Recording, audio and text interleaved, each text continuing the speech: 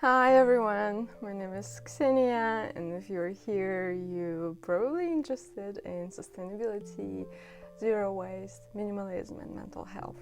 And today I wanted to share a positive topic, an interesting nuanced topic, which has to do with zero waste, and it is zero waste fails and wins. I think a lot of people, when they talk about zero waste, they think that it's unachievable, that it's too idealistic, and it doesn't have to be, because we're all people, no one is perfect, and it's completely fine to try and fail sometimes. Luckily, I have enough time to try zero waste swaps that go around the internet and see if they work for me or not. I want to preface with saying that if you do some of these things and it works for you, amazing. I didn't make it work for myself, but I'm very happy that it's working for you.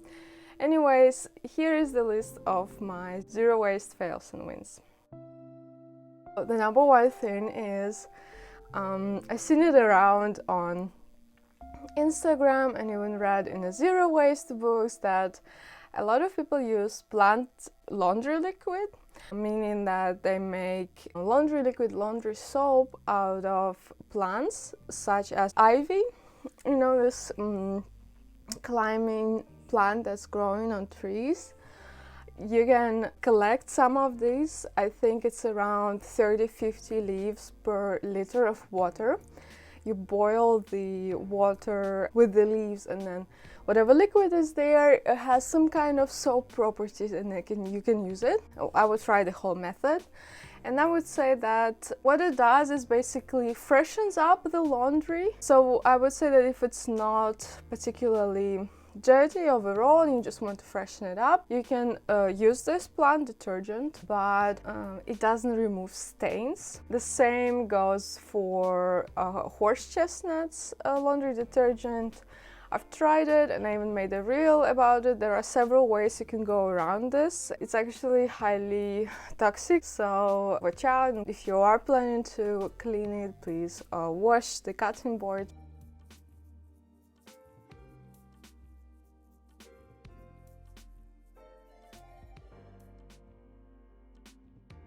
And the next swap, number 2, is DIY toothpaste. Again, I've seen this all over the internet, everywhere, and I remember for the first time when I saw this recipe for DIY toothpaste, I thought, I'm never going to buy toothpaste my whole life, I'm just going to make it.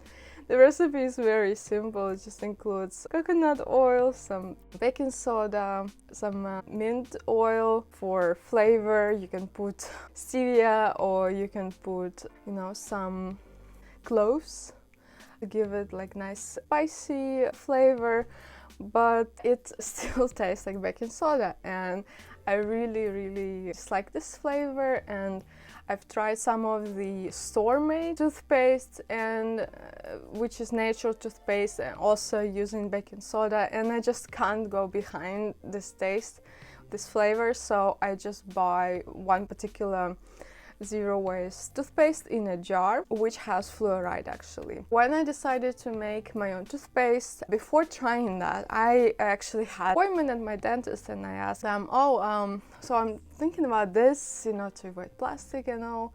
What do you think? Is it safe? My dentist said, we recommend toothpaste for a reason, because it usually has fluoride, and fluoride just is good for your enamel. It's just really good for you to have toothpaste with fluoride. Anyway, if you want to try this and if you can get behind this baking soda taste, maybe it's something for you. I would just like to preface that you definitely better check with your dentist or check with your doctor.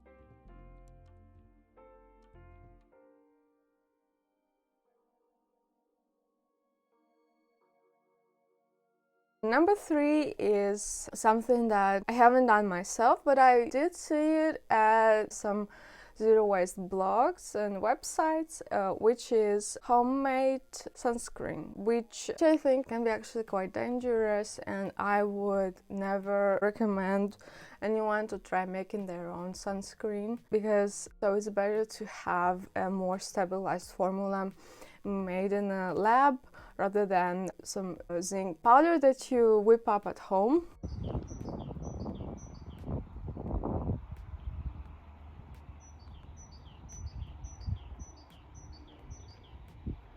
The next one is been around as well a lot, is using biodegradable plastic. I feel that biodegradable versus compostable deserves its own video. But long story short, biodegradable does not mean anything. It's another greenwashing attempt to greenwash plastic. Number 5 is a mistake that I made, not really a zero waste fail. It's just that I thought that using parchment baking paper was okay, and that it could be composted after baking something, but it turned out that it's actually, anytime the paper it has a little bit of plastic, just a small coating level of polyurethane or any kind of other plastic that prevents it from soaking and degrading. So I would definitely recommend to get a silicone baking mat if you cook a lot. And honestly, for me, my baking mat is already worth the investment. Silicone doesn't compost, but unlike plastic, it doesn't shed microplastics.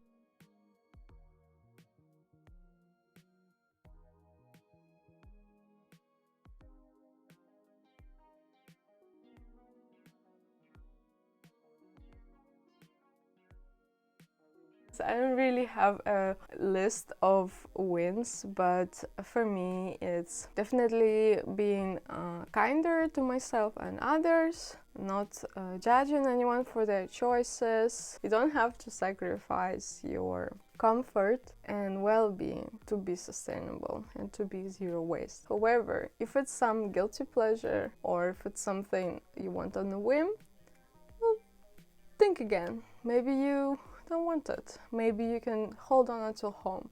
So this is something, I think this is a system with checks and balances that you have to adjust to, and this comes with experience, and this is why I wanted to share my fails, saying that yeah, I tried and it didn't work for me, and that's completely normal. Let me know what worked for you and what didn't work for you in terms of zero waste. What are your wins and fails?